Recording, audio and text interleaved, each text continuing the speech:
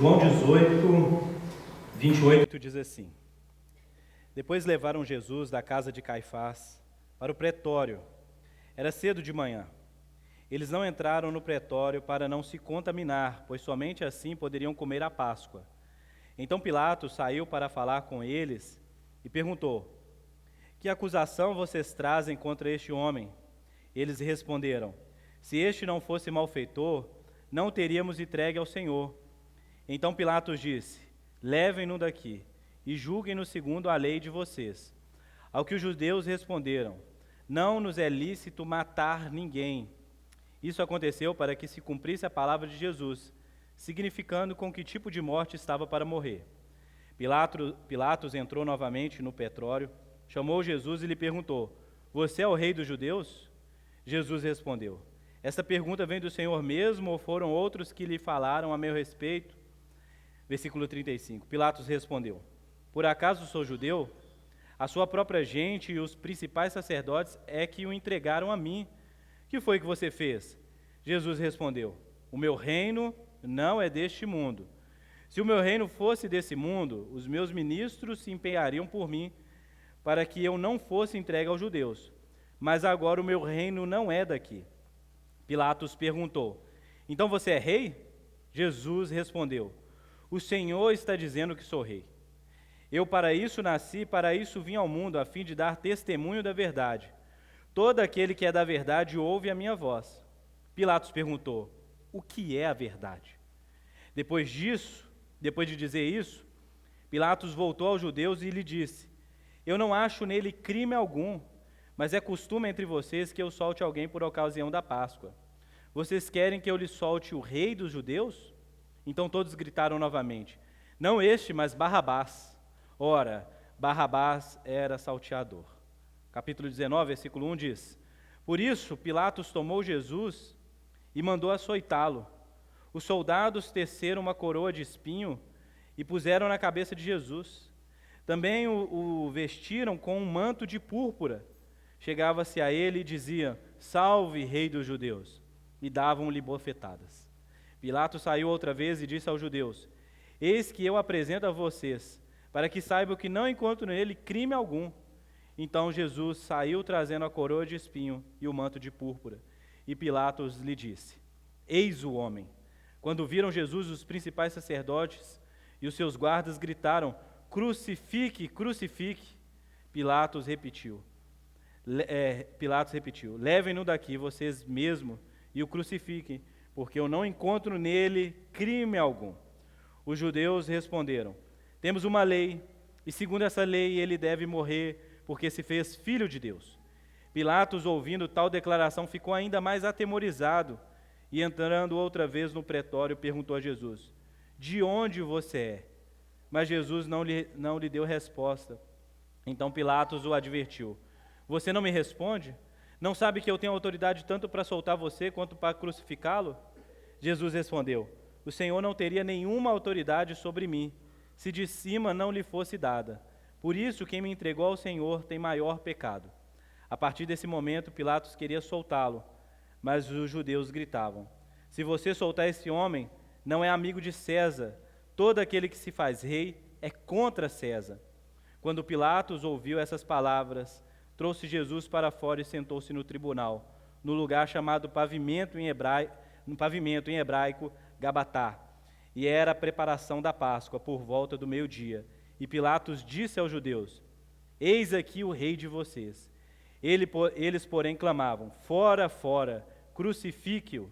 Então Pilatos perguntou: Devo crucificar o rei de vocês?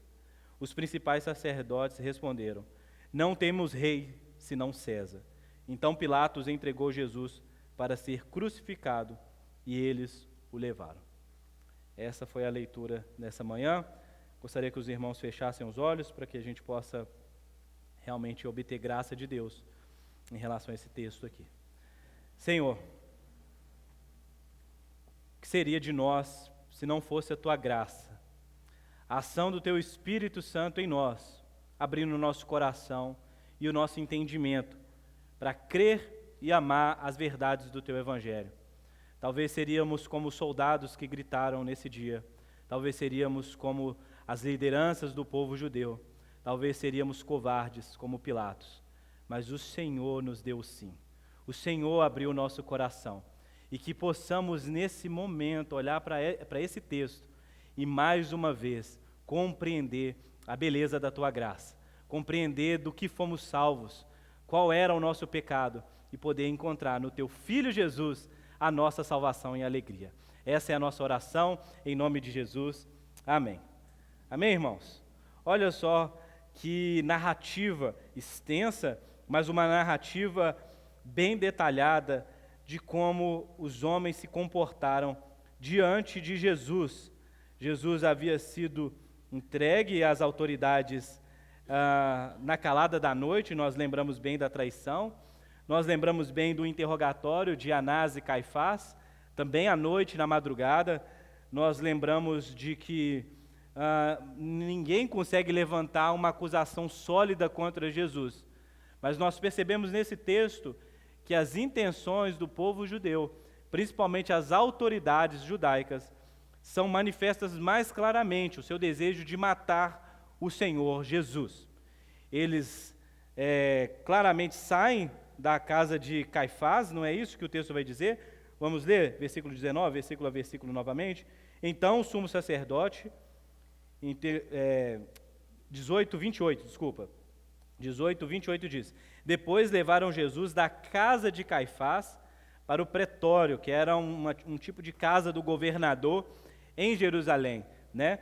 O governador, Pilatos, ficava mais ao norte do território israelita, provavelmente em Cesareia, era ali que ele realmente residia, mas no tempo festivo ficava em uma casa em Jerusalém, e essa casa era o pretório, né? Uma fortaleza mesmo, né?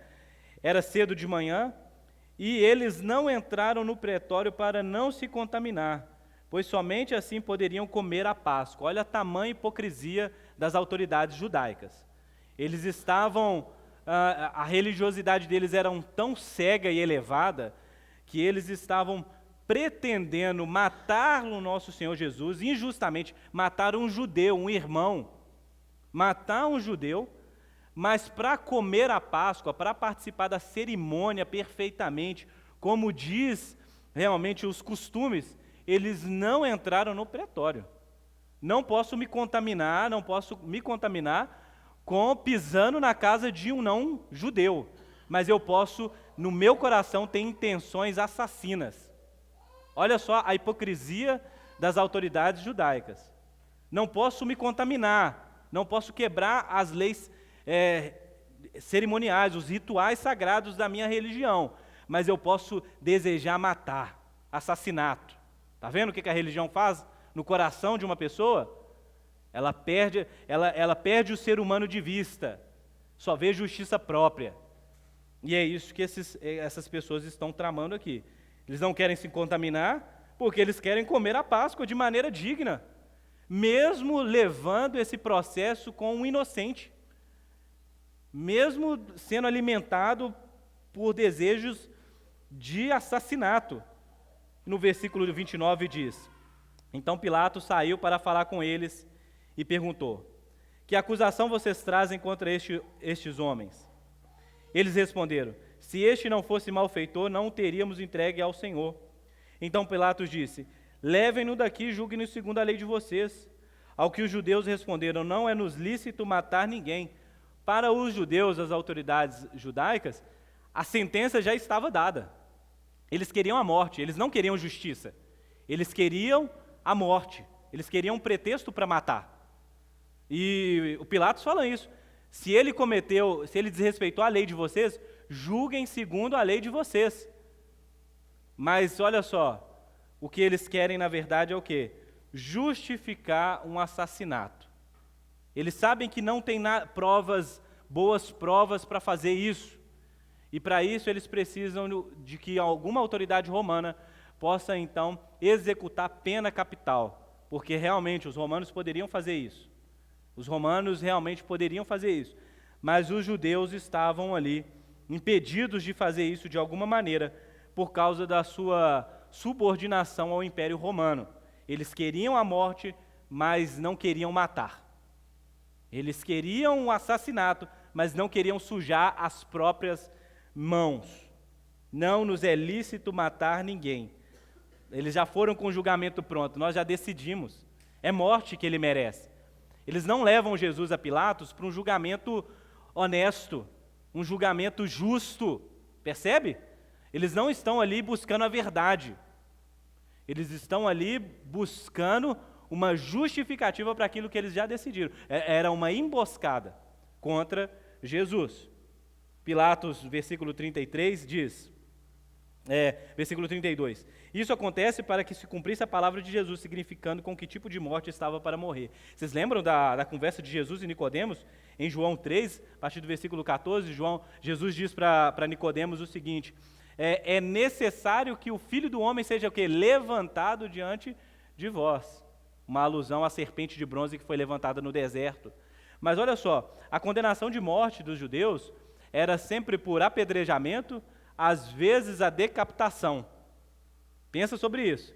Os judeus eles estavam autorizados a executar a pena de morte em alguns casos específicos, e isso tinha que ser feito através do quê? De apedrejamento da comunidade. Mas olha só, o que está acontecendo aqui, meus irmãos, é justamente o que o próprio Jesus diz e aquilo a qual o próprio Deus sempre desejou e instaurou na eternidade como propósito, de que Jesus deveria realmente ir ao quê? A uma cruz. E a pena capital que era aplicada por Roma era esse tipo de morte, uma morte ou por enforcamento ou uma morte por crucificação. Eles faziam isso com os inimigos de Roma, uma forma de humilhação pública, para que servisse de exemplo para todo inimigo de Roma, e uma morte muito dura contra qualquer tipo de pessoa. A pessoa morria basicamente asfixiada de tanto sofrimento. Ela não era uma morte imediata, era uma morte que demorava. E é esse tipo de morte que os judeus estão desejando para Jesus. Uma morte que é do pior estilo. É do pior jeito possível para um ser humano. Tamanho o ódio das autoridades judaicas. Você está percebendo isso? Como que o ser humano, como que o próprio povo de Deus, o povo judeu, ali representado pelas autoridades judaicas, eles odeiam Jesus, eles sentem ódio por Jesus. Eles não simplesmente ignoram Jesus. Jesus provoca esse tipo de ódio, esse ressentimento que vai corroendo a ponto de você não querer que a outra pessoa exista. Você deseja a morte, a não existência, mas não simplesmente a morte, o sofrimento antes do último respiro. É isso que eles desejam. E eles estão decididos a fazer isso. Versículo 33 diz, Pilatos entrou novamente no pretório, chamou Jesus e lhe perguntou, você é o rei dos judeus? Jesus respondeu, essa pergunta vem do Senhor mesmo? Ou foram outros que lhe falaram a meu respeito? Jesus, ele faz isso com as pessoas, né? O seu entendimento a respeito de quem eu sou, vem de você? Ou é algo que você aprendeu com as pessoas que estão à sua volta? É um burburinho, é aquela coisa que você ouviu, ou é uma conclusão que você mesmo chegou? Talvez um contraste com as outras confissões de verdadeiros cristãos do Novo Testamento, que confessaram que Jesus era o Salvador, Jesus era o Messias, Jesus era ungido, algo que vinha realmente deles, né? A gente vai saber que é do Espírito, mas que eram eles mesmos que chegaram a essa conclusão. Mas aqui Pilatos está questionando Jesus, não por ele mesmo, mas provavelmente porque foram os relatos que trouxeram a respeito dele. Tem a oportunidade de dizer, isso aqui eu escutei, eu não sei, poderia falar qualquer outra coisa, mas não fala nada. Versículo 35 diz, Pilatos respondeu, por acaso sou judeu? A sua própria gente, os principais sacerdotes, é que o entregaram a mim. Que foi que você fez? Que foi que você fez, Jesus? O seu próprio povo que entregou a mim. Eu não sou judeu, eu não sei de nada. Pouco me importa. Mas o seu próprio povo quer a sua morte. Eles entregaram você a mim. Jesus respondeu, o meu reino não é deste mundo. Se o meu reino fosse desse mundo, meus ministros se empenhariam por mim, para que eu não fosse entregue aos judeus, mas agora o meu reino não é daqui. Olha que coisa interessante, Jesus deixa bem claro que o reino dele não é um reino que é para ser estabelecido nesse mundo contra Roma. O problema de Jesus não é com Roma. O problema de Jesus não é contra César. César é apenas mais um ídolo, mais um Deus que o povo levantou como Senhor no seu coração. Roma é mais um império temporal. O problema de Jesus não é com Roma. O problema de Jesus não é com César. O reino de Jesus não é deste mundo. Jesus não está andando por toda a Galiléia, toda a Judéia, para estabelecer um reino físico, um exército. Jesus está falando de coisas celestiais. Jesus está falando sobre uma realidade transcendente. Jesus está falando de vida eterna. Jesus está falando de novo nascimento. Jesus está falando o seguinte, que o reino dele não é aquilo que nós podemos pegar. O primeiro lugar que Jesus estabelece o reino dele é no nosso coração. É por isso que nós precisamos nascer de novo. O reino de Jesus será estabelecido sim, nos céus e na terra, mas não como essas pessoas aqui estavam pensando. Muitos de nós desejamos uma teocracia.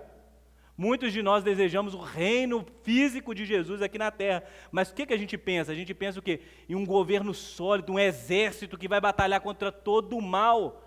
Vocês não lembraram?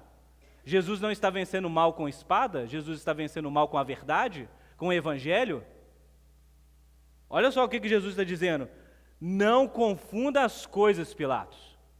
Não confunda as coisas. Se o meu reino fosse desse mundo, os meus ministros já iriam pegar espada e iriam lutar por mim. Mas você está vendo alguns deles aqui? Algum deles está aqui lutando, fazendo algum tipo de coisa contra o Império Romano, contra César? Gente, olha o que Jesus está dizendo. O meu reino não é deste mundo. Se o meu reino fosse desse mundo, os meus ministros se empenhariam por mim, para que eu não fosse entregue aos judeus. Mas agora o meu reino não é daqui.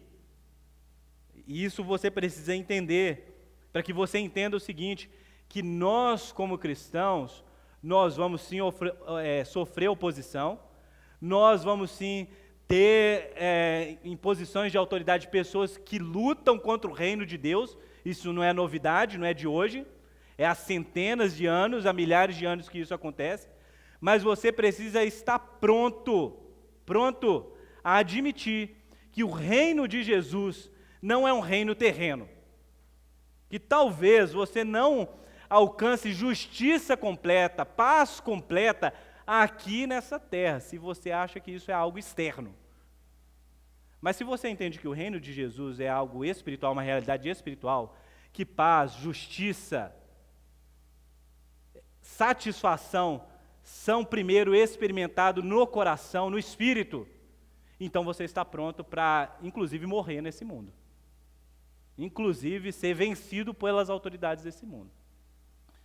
Eu sei que muitos de nós queremos lutar, pegar em armas para defender a Jesus, mas Jesus, o reino dele não é deste mundo. Entenda bem essas palavras. Pilato perguntou, então você é rei? Porque você está admitindo que tem um reino? Então você é rei? A resposta poderia ser clara, objetiva, sou mesmo. Mas Jesus responde, o Senhor é que está dizendo que sou rei. O Senhor está admitindo isso? O Senhor vê alguma lógica nisso que eu estou falando? Eu para isso nasci, para isso vim ao mundo, a fim de dar testemunho da verdade. De fato, Jesus é o Messias, é o rei prometido da linhagem de Davi. De fato, ele é o rei. Nós sabemos que Jesus é o Filho do homem, é aquele que recebe a autoridade do ancião de dias, que tem a autoridade para julgar as nações. Jesus é aquele que pode sim, como diz o Salmos capítulo 2, despedaçar as nações com uma barra de ferro. Mas Jesus aqui não está fazendo isso. Jesus, ele tem autoridade para fazer isso, mas não está fazendo isso. Jesus nasceu para isso, para testemunho da verdade. E que verdade é essa? De que Pai, Filho e Espírito Santo são Deus. É Deus. O Filho é Deus, é a verdade, é o Verbo de Deus que se fez carne e habitou entre nós. Que o Espírito Santo, sim, pode habitar em nós, pecadores, se nós nascermos de novo. Que Deus é o soberano Criador dos céus e da terra. Sim, esse Deus soberano Criador dos céus e da terra é o Pai de Jesus. Que Jesus foi enviado, sim, como diz João 3, a este mundo para salvar pecadores de todos os lugares desse planeta. Sim, essa é a verdade. Essa é a verdade, que em Jesus, Deus está dando uma segunda chance para a humanidade pecadora. Que em Jesus, Deus está dando uma segunda oportunidade para os seus inimigos. Inclusive aqui, essas autoridades. Porque não é verdade que se todo aquele que se arrepender, que crê e confessar Jesus, não será salvo? Então, a presença de Jesus é claramente a segunda oportunidade de Deus, para que todo inimigo declarado de Deus se torne, então, perdoado de Deus, filho de Deus, amigo de Deus. Está vendo? A mensagem do Evangelho, ela muda a nossa lógica de cabeça para baixo. Isso se vê claramente na vida do apóstolo Paulo, que era declaradamente um dos piores inimigos da igreja, mas se torna um dos melhores cristãos no seu tempo por amor a Jesus. É isso que o Evangelho faz com as pessoas. O Evangelho não faz assim, ei gente, deixa eu falar com vocês, o apóstolo Paulo, o Saulo de Tarso, né, é só um. Porque o dia que ele vier açoitar vocês não juntam vocês e vocês matam ele, acaba com o problema. Está entendendo? O Evangelho não faz isso. O Evangelho sofre a perseguição, ama teu inimigo. Mas a gente está tão inflamado de ódio que a gente não percebe como nós nos assemelhamos muitas vezes aos inimigos de Jesus aqui nesse texto. O Senhor é que está dizendo que eu sou rei. Eu vim para dar testemunho da verdade. Todo aquele que é da verdade ouve a minha voz. E aqui, Pilatos, tem uma questão muito séria, que é o seguinte: se eu venho para dar testemunho da verdade e todo aquele que é da verdade escuta a minha voz, e você não está escutando a minha voz, provavelmente você não é da verdade. Provavelmente você se tornou um inimigo da verdade. O inimigo de que realmente, assim, o inimigo da verdade, o inimigo desse reino e o inimigo desse rei. Situação sua está ficando complicada, Pilatos. Porque se de fato eu sou rei e o meu reino não é deste mundo e eu falo da verdade, e você está compartilhando ou compactuando da maldade dos homens, então você deveria ficar esperto, hein? Você deveria ficar esperto. Essa é essa a realidade do Pilatos aqui. O Pilatos perguntou o que é a verdade. Diante da verdade, pergunta o que é verdade. Tamanha a dureza do coração do governador. Tamanha a dureza, a escuridão em que ele se encontrava. Depois de dizer isso, Pilatos voltou aos judeus e lhe disse: eu não acho nele crime algum, mas é costume entre vocês que solte alguém por ocasião da Páscoa. Vocês querem que eu solte o rei dos judeus? O Pilatos, ele encontra uma maneira de sair disso, porque não vê culpa, vê que está entrando em uma enrascada, uma coisa estranha, e ele fala: olha, toda Páscoa a gente libera alguém de vocês. Será que não seria lícito liberar esse homem? Será que fazendo isso a gente já não resolve dois problemas? O problema de condenar um inocente e aquilo que de satisfazer um anseio popular? Será que a gente não consegue encontrar um meio termo entre as duas coisas? Mas olha só, versículo 40. Então todos gritaram novamente: não este, mas Barrabás. Ora, Barrabás era um salteador. Todos gritaram. A multidão, os soldados, os líderes judaicos, todos eles desejaram um criminoso ao nosso Senhor. Diante de Deus na terra, gente. Aquele que é a expressão do amor do Pai, pisando na Judéia, na Galiléia, curando as pessoas, libertando os oprimidos do diabo, perdoando pecadores. Aquele que era puro, aquele que não havia pecado. Diante de Jesus, eles preferiram um criminoso. Eles preferiram um homem mau, declaradamente mau. Diante de Jesus. O que faz os homens serem tão injustos? O que fazem os homens ser levados pelos gritos das multidões? A dureza no coração. Não pense que você faria diferente. Porque ao olhar para esse texto aqui, a gente fala assim, como eles são maus, como o coração deles é duro, como eles não escolheram Jesus, mas sim Barrabás. Se nós estivéssemos lá, tomaríamos decisão semelhante a dessa multidão. Porque se não há operação do Espírito no nosso coração, nós continuaríamos desejando o mal, a mentira, as trevas. Ficaríamos embebedados na nossa própria maldade. Está vendo? Está aqui no domingo de manhã, escutando a palavra de Deus, só pode ser um milagre na sua vida. Desejar a verdade, desejar Jesus, só pode ser um milagre. Porque o natural do homem caído é rejeitar essa luz, essa verdade. É rejeitar o amor. É rejeitar o Cristo. Eles preferiram Barrabás. O capítulo 19 começa dizendo que Pilatos tomou Jesus e mandou açoitá-lo. Já começou a maldade. Pilatos, então, com uma forma de poder, quem sabe, não aplicar a pena capital, quem sabe açoitar esse homem, para ver se a multidão satisfaz a sua maldade, o seu desejo. Pilatos manda açoitá-lo, os soldados tecem uma coroa de espinho e puseram na cabeça de Jesus. Também o investiram com manto de púrpura. O espinho claramente rejeitado, uma coroa de humilhação, que para nós vai significar uma coroa de exaltação.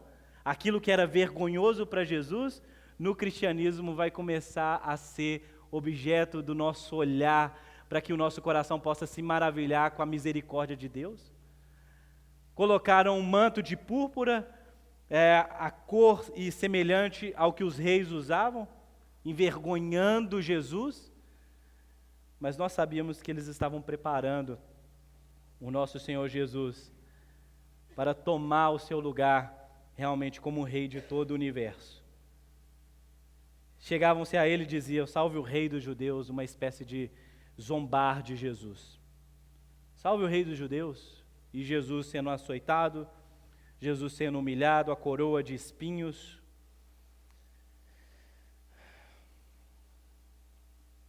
Davam bofetadas no nosso Senhor Jesus, como se não fosse nada, como se fosse um animal, a criatura espancando e humilhando o seu Criador. Pilatos saiu outra vez e disse aos judeus, eis que eu o apresento a vocês, para que saibam que não encontro nele crime algum.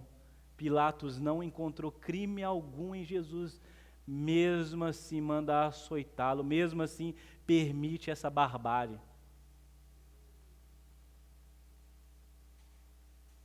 Versículo 5. Então Jesus saiu, trazendo a coroa de espinho e o manto de púrpura, e Pilatos lhe disse, eis o homem. Quando viram Jesus, os principais sacerdotes e os seus guardas gritaram, crucifique, crucifique. Pilatos repetiu, levem-no daqui vocês mesmos e o crucifiquem, porque eu não encontro nele crime algum. Os judeus responderam, temos uma lei, segundo essa lei ele deve morrer, porque se fez filho de Deus. Essa era a acusação? Pilatos, ouvindo tal declaração, ficou ainda mais atemorizado, e entrando outra vez no pretório, perguntou a Jesus, de onde você é? Mas Jesus não lhe deu resposta. Então Pilatos advertiu, você não me responde?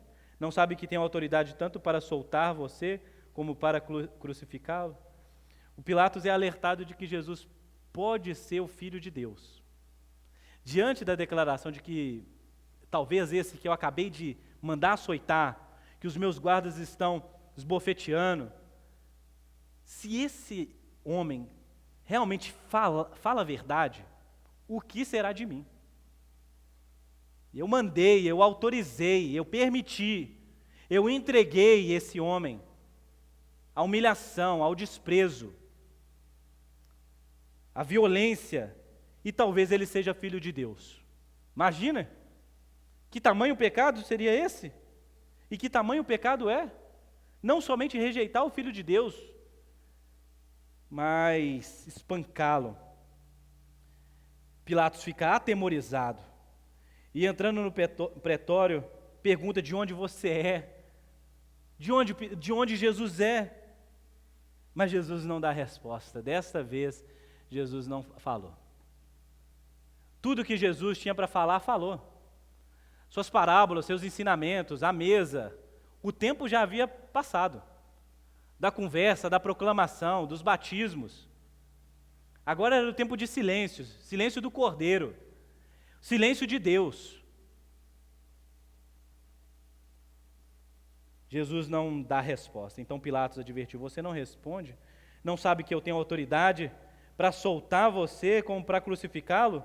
E Jesus respondeu: o Senhor não teria nenhuma autoridade sobre mim se de cima não lhe fosse dada. Por isso, quem me entregou ao Senhor tem maior pecado.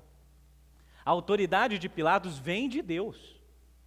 Essa é uma das coisas mais confusas nessa sabedoria de Deus, de que Deus imposta a homens maus de autoridade.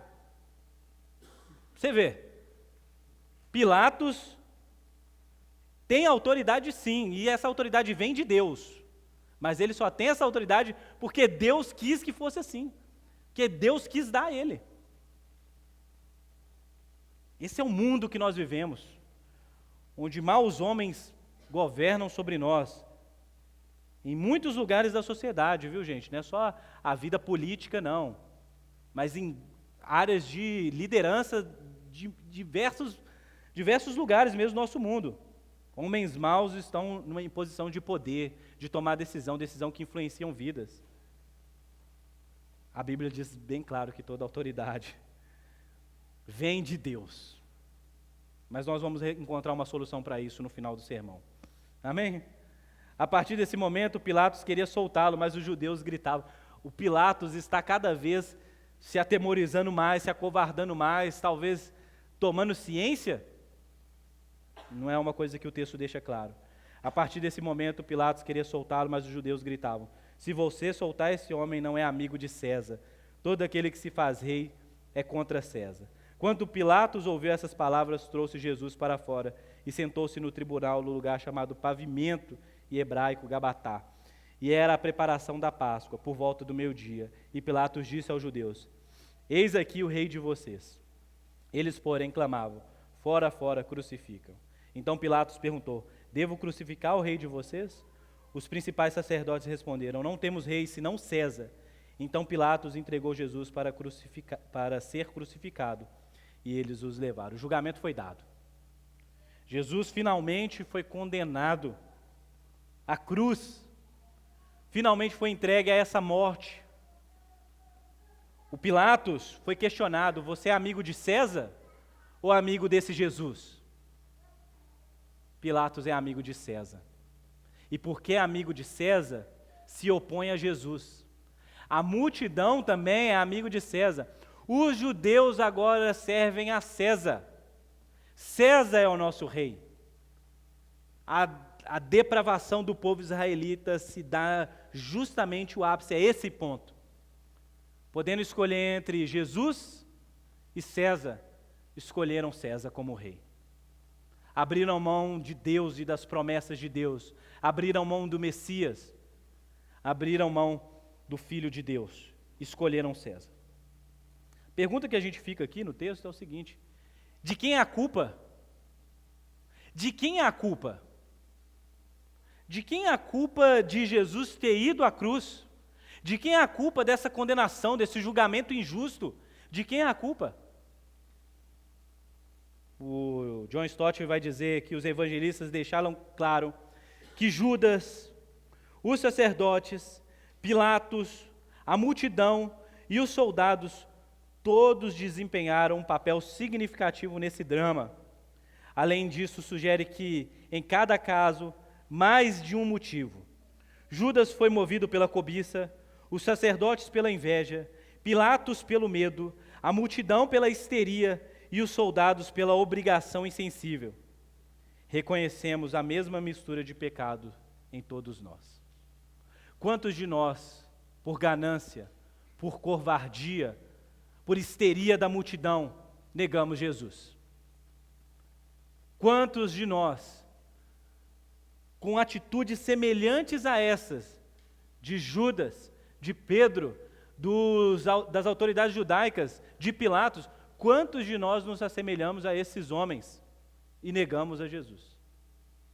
Buscamos aquilo que é contrário ao que é bom, ao que é belo e ao que é verdadeiro. Mas esse é apenas um lado humano da história de Jesus. Da história, como um todo de salvação. Jesus insistiu que a sua morte era um ato voluntário de sua parte, de modo que ele mesmo se entregou a ela. De quem é a culpa? Jesus vai dizer em João 10:18 que ninguém tira a minha vida, mas eu dou a minha vida por espontânea vontade. Ninguém tira a vida de Jesus assim, porque realmente tenta. Se Jesus não se colocar nessa posição de oferta, ninguém consegue fazer isso com ele. E nós precisamos olhar para esse texto não simplesmente como uma tragédia que acontece na história, mas como um ato pensado de Deus, na eternidade, para a minha e para a sua salvação. O julgamento injusto, os líderes que pensavam mal, tudo isso faz parte desse grande teatro de Deus, onde no final, Deus é exaltado e nós somos salvos. Finalmente, há uma passagem que os aspectos divinos e humanos da morte de Jesus são considerados juntos. Está lá na pregação de Pedro. Este homem, Atos capítulo 2, 23, este homem lhes foi entregue por propósito determinado e pré-conhecido de Deus, e vocês, com a ajuda de homens perversos, o mataram pregando-o na cruz. A ação humana e a ação divina são vistas juntos. O propósito eterno de Deus, de enviar o seu Filho para que esse Filho fosse crucificado por nós, é visto junto com a maldade e a perversão humana. Os homens são culpados pelos seus pecados.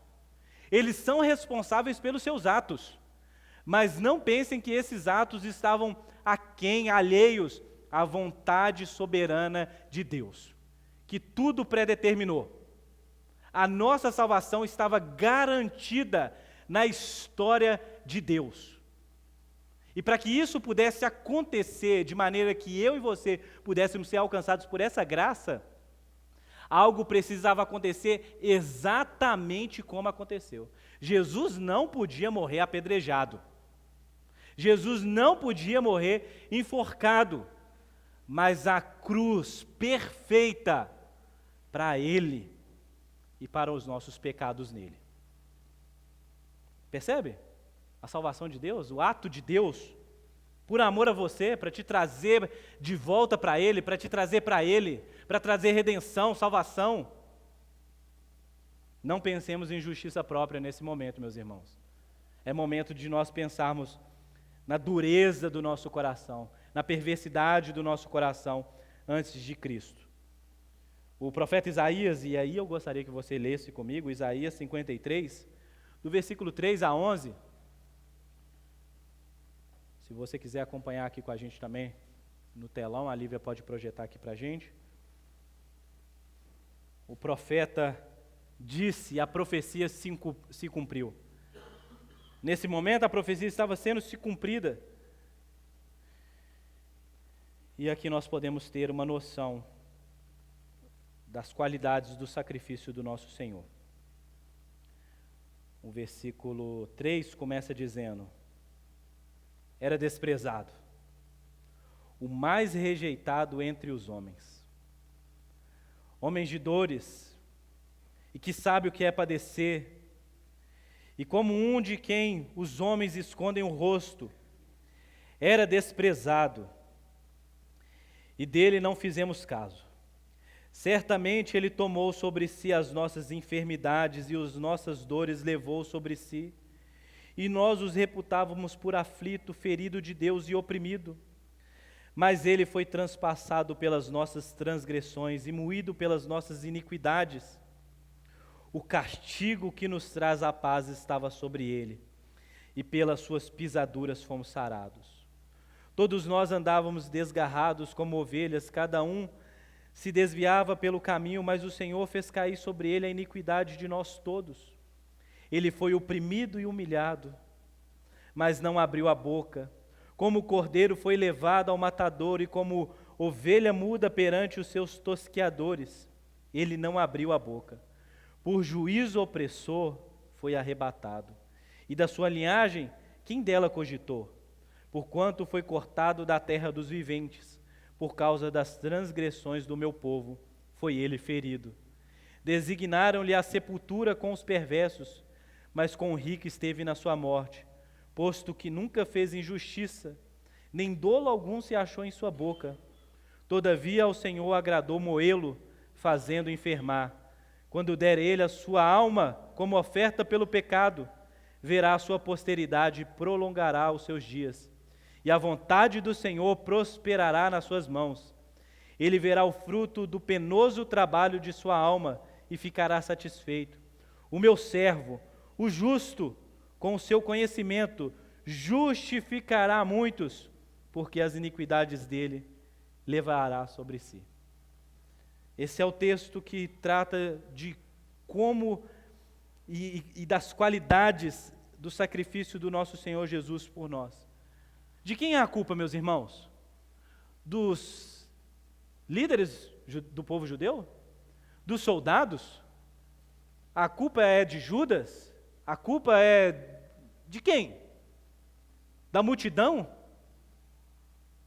Ou foram os nossos pecados, as nossas iniquidades? Ou foi a natureza corrompida? Ou foi cada um dos nossos pecados? Cada uma das nossas quebras da lei de Deus? Foi por causa disso que o nosso Senhor Jesus foi àquela cruz. A gente precisa pensar na dureza dessa verdade. Mas não foi só por causa disso, mas porque Deus, o Pai, desejava que cada um de nós pudéssemos ser curados dessa natureza corrompida. A gente precisa olhar para esse texto também e perceber a realidade do reino de Deus e como isso se manifesta na vida cristã. Porque enquanto César buscava poder e dominação através da força, Jesus conquistou o mundo pelo amor sacrificial e pela oferta da sua própria vida. Há um embate aqui, há um combate entre César e Roma e Cristo e o seu reino. César desejava domínio pelo seu poder, pela sua força, mas Jesus conquista o mundo pelo seu sacrifício, pela sua oferta, pela sua própria vida. Como seguidores de Jesus, enfrentamos um desafio semelhante ao vivermos no mundo atual. Como nós queremos viver? Estamos rodeados pelo reino de César, com suas demandas e influências, mas somos chamados a viver no reino de Jesus. Devemos discernir as diferenças entre os dois reinos e escolher submeter-nos às autoridades de Jesus em todas as áreas da nossa vida. É melhor obedecer a Deus do que aos homens. É melhor obedecer a Deus do que aos homens. Olha só, quando você deposita a sua confiança em governos, em imperadores terrenos, saiba bem que isso não é algo bíblico, algo cristão. Porque como cristãos, nós fomos conquistados para Cristo somente como nosso Senhor. O termo César é um termo muito semelhante ao termo Messias. O termo César representa tanto o poder de César como um rei, como um imperador, mas também como uma autoridade divina, quase um Deus. E nós precisamos que nós já temos um rei, um governador. Nós já temos um Messias, nós já temos um Salvador. Nós já temos Cristo. E sim, nós vamos viver nesse mundo, nos submetendo a essas autoridades, enquanto essas autoridades não pedirem para que nós negociamos a nossa fé. Caso nós fomos colocados no paredão, se caso pedirem a nossa vida, se caso pedirem a nossa total lealdade, em troca da nossa fé, nós diremos, como os apóstolos disseram às autoridades do seu tempo. O que é mais sábio? O que é mais digno? Obedecer a homens ou obedecer a Deus? Então saiba disso, meu irmão. Fidelidade total somente a Deus. Fidelidade total somente a Deus. Isso vai ser um remédio na sua vida. Por quê? Porque você vai estar ciente de que os homens podem sim falhar. E porque eles falham, você não precisa se entregar completamente a eles. Completamente, somente a Jesus Cristo, o seu único Senhor e Rei. À medida que vivemos nesse mundo, devemos refletir os valores e os princípios do reino de Jesus.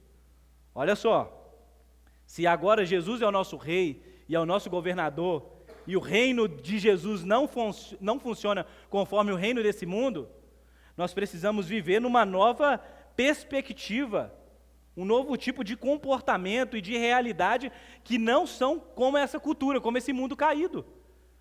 Amor, justiça, misericórdia, perdão devem moldar nossa atitude e ação, mostrando ao mundo a realidade do reino de Deus, de Jesus em nós. Está vendo? No nosso mundo não se valoriza misericórdia, perdão. Nós retemos perdão. Se aquela pessoa nos se humilhar, nós perdoamos, nós aprendemos a perdoar. Nós aprendemos a orar pelos nossos, nós aprendemos a ser generosos com aquelas pessoas que nada têm a nos oferecer. Está entendendo? Nós não vamos viver conforme a cultura desse mundo, onde só os fortes sobrevivem. Está entendendo? Nós vamos viver na realidade do reino de Deus, olhando para cada ser humano e percebendo nele um grande potencial da obra de Jesus chegar na vida dele e transformar esse ser humano. Seja ele o pior ser humano que você ache, eleja um agora essa manhã e ore por ele. Quem é o pior que você considera? Ore por ele. Se esforce para que o evangelho chegue a este, mas que chegue àqueles outros que nós consideramos como inimigos. Porque essa é a realidade do evangelho. Essa mesma multidão que diz crucificam, é a mesma multidão que vai escutar o sermão do apóstolo Pedro em Atos capítulo 2 e vai dizer, o que nós faremos para ser salvos? E o apóstolo Pedro vai dizer, arrependam dos seus pecados e sejam batizados em nome de Jesus. Está vendo? A multidão é assim, gente, oscilando entre a sua maldade, mas conforme o evangelho vai penetrando no coração do homem, ali as realidades vão sendo mudadas. E eu sei que a gente quer ver mudança na vida externa, material. Em nome de Jesus nós veremos muitas delas, mas não completamente. Nós vivemos em um mundo corrompido. E por mais que a gente não consiga mudar essa realidade a qual nós vemos, nós precisamos ser lembrados de que o nosso reino não é deste mundo. De que o reino de Deus é justiça, paz e alegria no Espírito. Nós devemos sim lutar contra toda maldade nesse mundo, contra toda injustiça nesse mundo. Quando nós olhamos para o julgamento de Jesus, um julgamento injusto, nós devemos lutar por julgamentos justos. E olha que o nosso mundo é corrompido em julgamento. Os maus são inocentados e os inocentes são culpados. Isso é algo que deve doer no nosso coração. Mas quando todos se encontram diante da cruz, todos nós somos culpados. Somos culpados de ser criados para o louvor e a glória de Deus e não vivermos para esse louvor e essa glória. Mas graças a Deus por Cristo Jesus. Graças a Deus pelo nosso Senhor Jesus, que se entregou por nós. Eu sei, alguém falou comigo, eu sei que eu pequei e talvez eu vou pecar de novo. Eu sei disso. e você deve lutar contra isso, mas que você encontre salvação, perdão de pecados em Jesus. Saber que nele as coisas podem ser diferentes. Nele há nova vida. Nele há nova criação. Nele há igreja. Que é isso mesmo, aqui está todo mundo misturando e misturado. Os nossos pecados se encontrando, mas também a vida dos regenerados se encontrando. Da gente poder encontrar um ao outro. Você também? Você também foi alcançado por Jesus? Você também está recebendo uma segunda chance? Você também está sendo preparado para o novo céus e nova terra? Para o reino vindouro? Você também? É isso. Enquanto esse dia não chega, em arrependimento e fé, a gente vai caminhando. Em arrependimento e fé, entendendo o tamanho da graça de Deus e o amor de Deus por nós, em enviar o seu único Filho, Jesus Cristo. Amém? Vamos nos colocar de pé para a gente poder ceiar.